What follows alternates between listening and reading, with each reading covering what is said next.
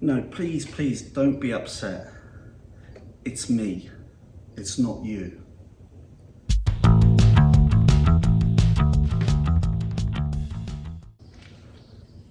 Yes, the day has come, I'm afraid.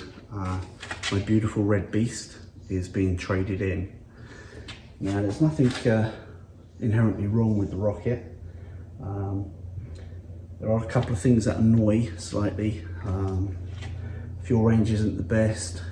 There's not much movement in that rear shock, so it can beat you up on a long day's ride. The engine's very lumpy, low down, it vibrates a lot, etc. But otherwise, you know, it's a great looking machine, I think you will agree. And it has monstrous torque, about 160 horsepower, about 160 pound-per-feet of torque. And it's delivered through the shaft drive, so no chains to mess about with. And you know, it still goes about 150 miles before it needs a drink. Headlights are spectacularly good. That seat, not so good. And pillion seat, I wouldn't fancy it on the back even with the sissy bar, to be honest with you. And what else?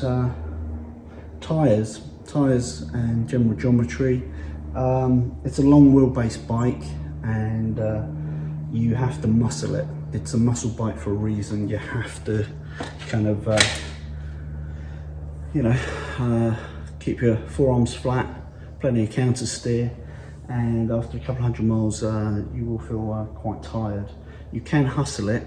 You can surprise much lighter, sportier bikes, but you have to work at it. You have to work quite hard. One thing that will help you out is the Brembo's Dilemma brakes. They're the absolute top drawer, cream of the crock at the moment, as you know, and they have phenomenal power, even for a bike of this monstrous weight. And they are really top drawer. Front forks are also very nice, very nicely damped upside down forks, and I haven't really felt the need to adjust those very much.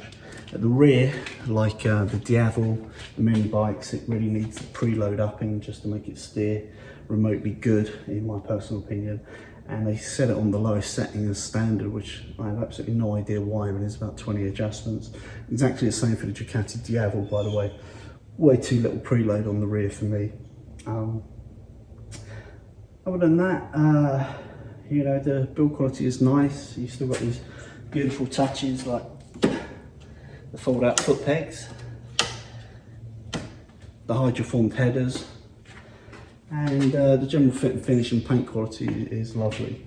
So if it's such a nice bike, why am I selling it? Well, I have the GSA for practical duties, so whenever I really want to carry a lot of stuff or a pillion and do proper distance, perhaps in poor weather, the GSA is just unbeatable, frankly, and I can't see anything replacing that till maybe, you know, they produce a GSA 1300 with fully active suspension and electronic screen and lower the weight 30 kilo.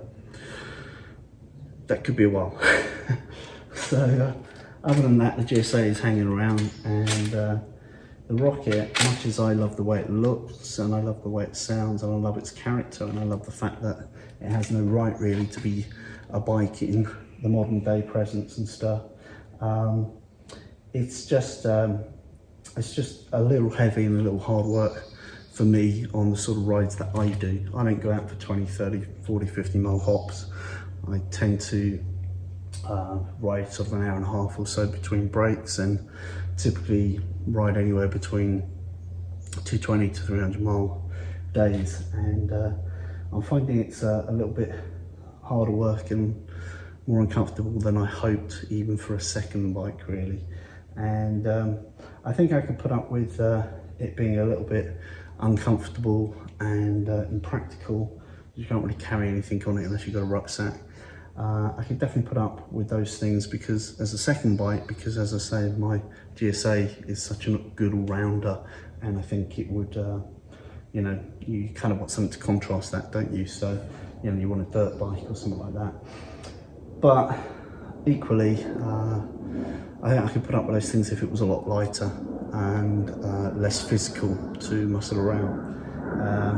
maybe if I was in my 30s or something, I'd probably see it as a great challenge, but now it's just a little bit hard work. So I don't mind hardcore sports bikes or street fighters or, you know, hardcore off-roaders like KTMs and stuff, but that's because they're kind of lightweight and flickable and fun, and you can get away with a lot more without such a workout. So a bit saddened to see it go, but I've been offered a good price on a few bikes, actually, against a few bikes, and I won't disclose those just now, and I won't disclose what I'm getting, but I'll be sad to see it go.